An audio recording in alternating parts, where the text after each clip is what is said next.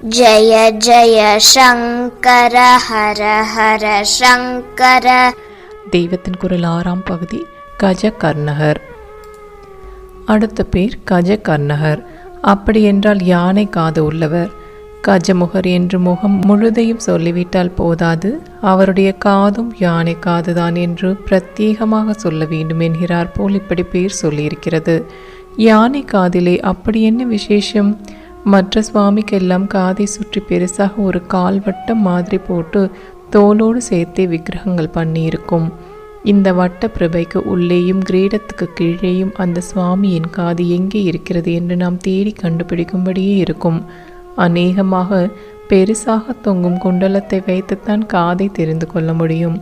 விக்னேஸ்வரர் ஒருத்தர் தான் இதற்கு விளக்கு. அவருடைய யானை காது அவருடைய பெரிய முக மண்டலத்துக்கு சம அளவாக 2 பக்கமும் விரிந்து விசாலமாக பிரகாசிக்கிறது. நாம் பண்ணும் பிரார்த்தனையை எல்லாம், நம்முடைய முறையீட்டை எல்லாம் கேட்க வேண்டியது சுவாமியின் காதுதானே. அந்த காது தெரிந்ததும் தெரியாமலும் இருந்தால் என்னவோ போல்தானே இருக்கிறது. கஜகர்ணகரான விக்னேஸ்வரர் தான் தன்னுடைய பெரிய காதை நன்றாக விரித்து கொண்டு மற்ற தெய்வங்களுடையதை போல் மண்டை பக்கமாக ஒட்டி கொள்கிற மாதிரி இல்லாமல் முன் பக்கமாக விரித்து கொண்டு நம் பிரார்த்தனைகளை நன்றாக கேட்டுக்கொள்கிறார் என்ற உற்சாகத்தை நமக்கு கொடுக்கிறார். மற்ற எல்லா பிராணிகளுக்கும் காது குழிவாக கிண்ணம் மாதிரி இருக்கிறது. யானைக்குத்தான் ஃப்ளாட்டாக விசிறி மாதிரி இருக்கிறது. கேட்கிற சப்தம் சிதறி போகாமல் பிடித்து உள்ளே அனுப்புவதற்காகவே மற்ற பிராணிகளுக்கு குழிந்து இருப்பது. யானைக்கு கூர்மையான ஸ்ரவண சக்தி, கேட்கும் ஆற்றல் இருப்பதால் சிதறாமல் பிடித்து உள்ளே அனுப்பணும் என்கிற அவசியமில்லை. பிள்ளையார் நம் வேண்டுதல்களை நன்றாக கேட்டுக்கொள்வார். யானை பெரிய காதை விசிறி மாதிரி ஆட்டிக்கொள்வது ரொம்ப அழகு. பிராணி வர்க்கத்திலேயே யானை ஒன்றால் தான் இப்படி காதால் விசிறி போட்டு கொள்ள முடிவது. ஏதாவது பூச்சி பொட்டை விரட்டுவதற்காக 1 தரம் 2 தரம் வேண்டுமானால் மாடு கூட காதை ஆட்ட முடியுமே தவிர யானை மாதிரி சதா பண்ண முடியாது. மாடு ஏதோ கொஞ்சம் ஆட்டுவதற்கு கூட ஸ்ட்ரெயின் பண்ணி கொள்ள வேண்டியிருக்கிறது. யானை தான் அனாயாசமாக ரொம்ப இயற்கையாக எப்போ பார்த்தாலும் காதை ஆட்டிக்கொண்டே இருப்பது. கஜாஸ்பாலம், கஜ ஆஸ்பாலம், கஜதாளம் என்றே அதற்கு பேர் கொடுத்து வைத்திருக்கிறது. தாளம் என்றால் பனை, அதாவது விசிறி. பாட்டுக்கு விரலால் போடுவதும் தாளம். ஆனை விசிறி மாதிரியுள்ள காதை ஒரே சீராக தாளம் போடுகிற மாதிரி அசைத்து கொண்டே இருக்கிறது.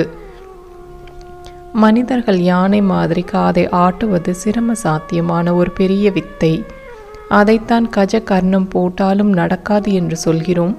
கஜகர்ணம் என்பதை கஜகரணம் என்று நினைத்து கொண்டு யானை மாதிரி குட்டி கர்ணம் போட்டாலும் நடக்காதாக்கும் என்று அர்த்தம் பண்ணிக்கொள்கிறார்கள். அது சரியில்லை.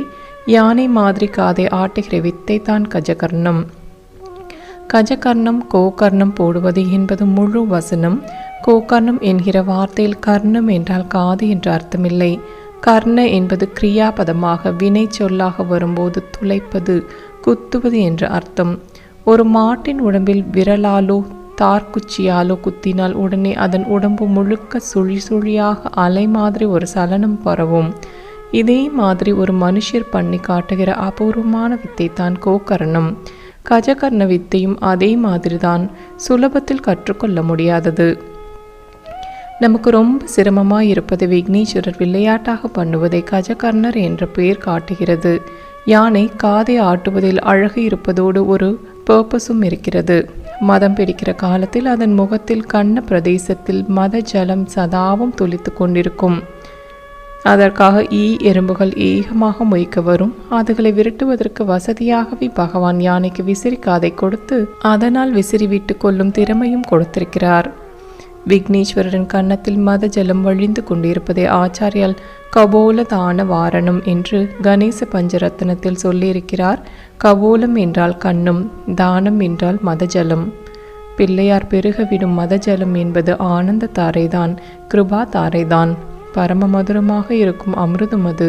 அந்த மாதுரிய மத நீரை ருசி பார்ப்பதற்காக வண்டுகள் ஏகமாக வரும். இதையும் ஆச்சாரியால் ஒரு ஸ்தோத்திரத்தில் சொல்லியிருக்கிறார். கலத்தான கண்டம் மிலத் பிருங்க சண்டம். மத ஜலத்தை மொய்க்கும் வண்டுகளை விரட்டுவதற்காக பிள்ளையார் விசிறிக்காதை ஆட்டிக்கொண்டே இருக்கிறார். கோபத்தில் விரட்டுவதல்ல. குழந்தை சுவாமிக்கு இது ஒரு விளையாட்டுதான். வண்டுகளும் அவரிடத்தில் இந்த விளையாட்டுக்காகத்தான் வருவது. அவருடைய தரிசனமே அவற்றுக்கு அமிர்த பானமாக இருக்குமாதலால் மத ஜலத்தை குடிக்க வேண்டும் என்பதில்லை. விளையாடணும், அவர் தங்களுக்கு விசிறி விடணும் என்றேதான் அதுகள் கண்ணத்தண்டை வந்து மொய்க்கும். நாம் குழந்தை காதில் விளையாட்டாக டுர் என்று கத்தி அது மயிர்கூச்சல் எடுப்பதை பார்த்து சந்தோஷப்படுகிறோமோ இல்லையோ, அந்த மாதிரி பிள்ளையாருடைய பெரிய காதிலை அதிர அடிக்கிற மாதிரி தங்களுக்கே உரிய ஜங்கார சப்தம் போட்டு வேடிக்கை பண்ணணும் என்று வண்டு கூட்டம் வரும். அந்த வேடிக்கை விளையாட்டை புரிந்து கொண்டு அவரும் காதை ஆட்டி ஆட்டி அதுகளை விரட்டுகிற மாதிரி பண்ணுவார்.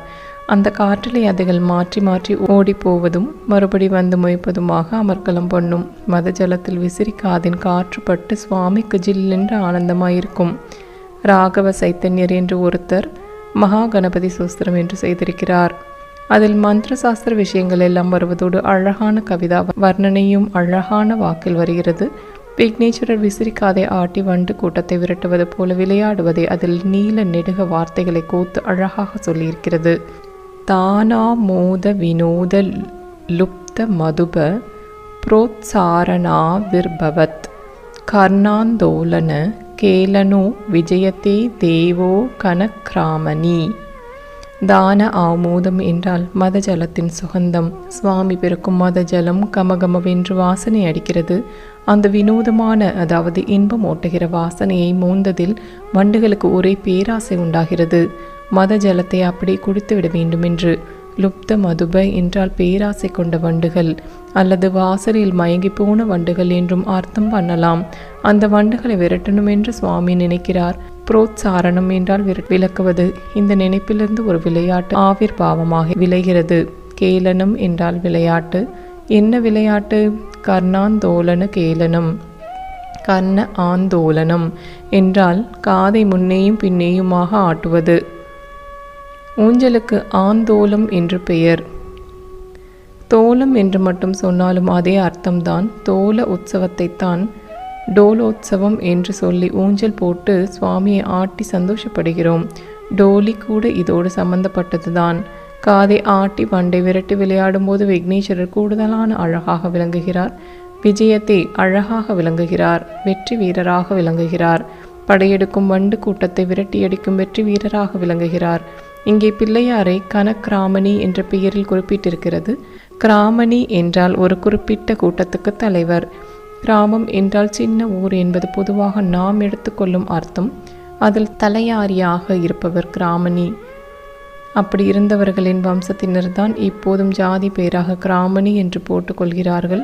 சிவகணங்களுக்கு தலைவராக கணபதி, கணேசன், கணாதிபன், கணநாயகன் என்றெல்லாம் சொல்லப்படுபவரை இங்கே கனக்ராமணி என்று அழகான வார்த்தை போட்டு சொல்லியிருக்கிறது. கனக்ராமணியாக ஏகப்பட்ட பரிவார கணங்கள் சூழ இருக்கிறவரானாலும் அவர்கள் யாரும் தனக்கு சாமரம் போட வேண்டுமென்றில்லாமல் தானே தன் காதுகளையே ஆட்டி போட்டுக்கொள்கிறார். சாமர கர்ணர் என்று அதனால் பேர். மூக்ஷிக்க வாகன மோதக ஹஸ்த சாமர கர்ண கஜகர்ணராக இருப்பதால் தான் அப்படி தனக்கு தானே தன்னாலேயே சாமரம் போட்டுக்கொண்டு கரணம், காரணம், கர்த்தா, கருவி எல்லாமே தாம்தான் என்று காட்டுகிறார். ஜெய ஜெய சங்கர ஹர ஹர சங்கர.